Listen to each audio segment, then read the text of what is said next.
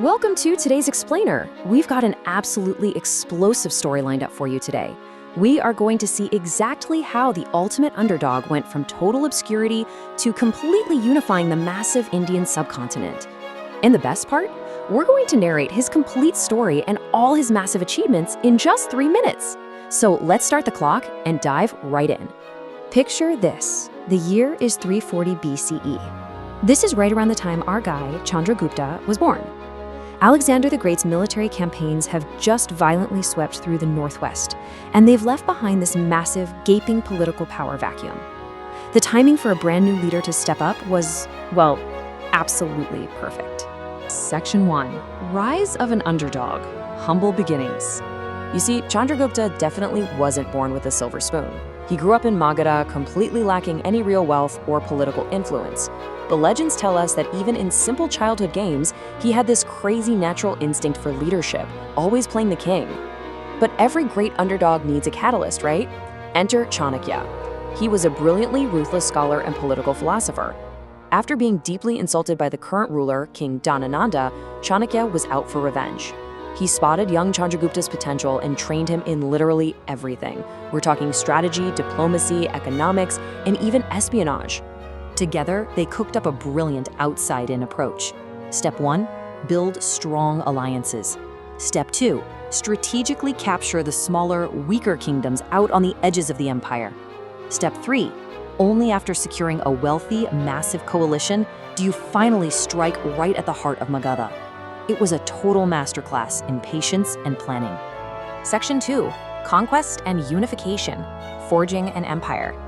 That outside-in strategy triggered a rapid military expansion that totally transformed the Indian political landscape forever. And man, the speed of this conquest is just staggering. By 322 BCE, he outright defeats the Nanda Empire and officially founds the Maurya Empire. Then, in 305 BCE, he goes toe-to-toe with Seleucus I Nicator, yep, Alexander the Great's former general, and actually defeats him to secure the northwest.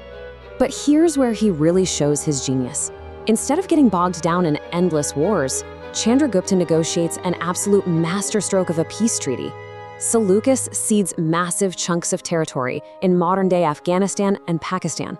And in return, Chandragupta gifts him 500 war elephants. I mean, talk about a legendary trade. This move completely secured his borders and established vital diplomatic relations. Section 3. Architect of an Empire, Visionary Administration. So, with his borders finally locked down, Chandragupta pivots from ruthless conqueror to a truly visionary builder. He implements fair taxation on agriculture and trade to actually fund major public works, like roads and irrigation. He standardized weights and measures across the board. And, get this, he maintained a vast, incredibly complex intelligence and spy network. He used it to quietly root out threats and keep his massive capital stable. Now, of course, this massive economic boom was protected by absolute, undeniable force. The Mauryan army was exceptionally large and highly organized. We're talking massive divisions of infantry, cavalry, chariots, and yes, those terrifying war elephants. This immense, well-oiled war machine made sure his vast new trade routes were completely secure. Section 4. Legacy and Final Days, a Dramatic End. After building this colossal, unprecedented empire, Chandragupta undergoes what has to be one of history's most dramatic personal transformations. The supreme ruler of a unified subcontinent just walks away. He abdicates his throne, handing the whole thing over to his son. He fully embraces Jainism, travels far to the south, and spends his final days as a peaceful ascetic. He ultimately passes away by performing Salakana, which is a voluntary religious fast to the death. It really leaves us grappling with this incredible paradox.